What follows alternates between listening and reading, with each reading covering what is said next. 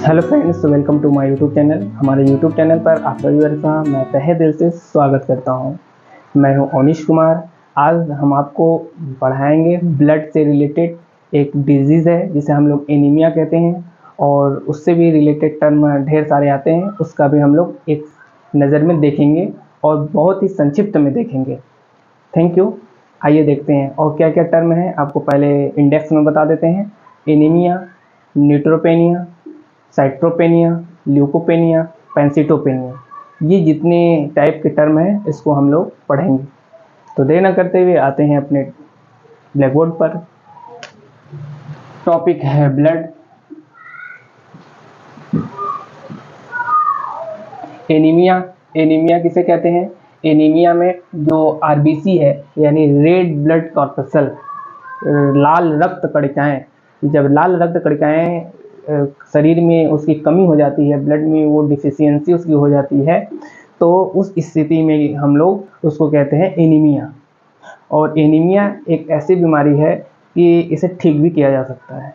आप जैसे चुकंदर का रस, अनार का जूस, गाजर का जूस, और ऐसे आप अगर इसका सेवन करते हैं तो इसके लेवल में इंक्रीज होता है। आइए नेक्स्ट देखते हैं।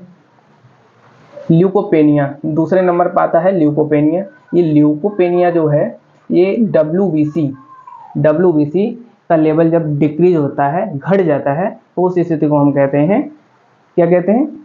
एक बार आइए देखते हैं। ल्यूकोपेनिया कहते हैं। ल्यूकोपेनिया इस जब डब्ल्यूबीसी यानी श्वेत रक्त कणिकाओं की कमी हो जाती है ब्लड में, तो उस स्थिति को हम कहते हैं ल्यूकोपेनिया।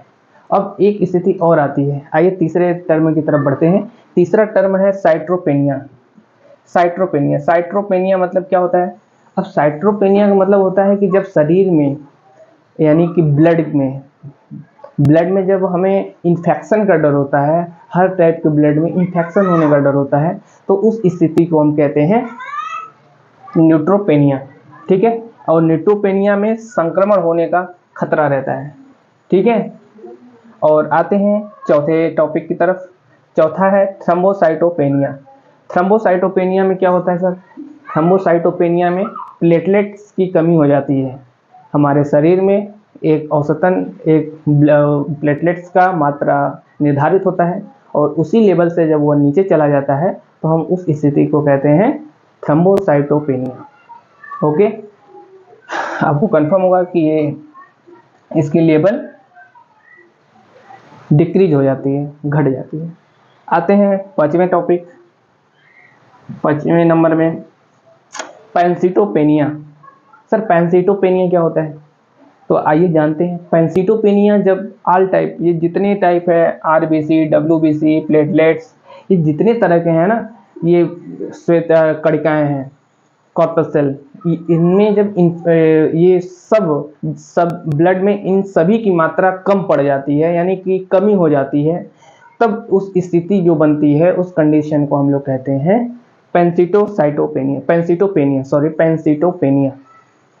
ओके, हमें लगता है कि आपको अच्छे से समझ में आ गया होगा। अगर किसी भी तरह का कन्फ्यूजन है तो आप हमें कमेंट बॉक्स में कमेंट अवश्य करें और आप पूछ सकते हैं, हम उसका रिप्लाई अवश्य करेंगे।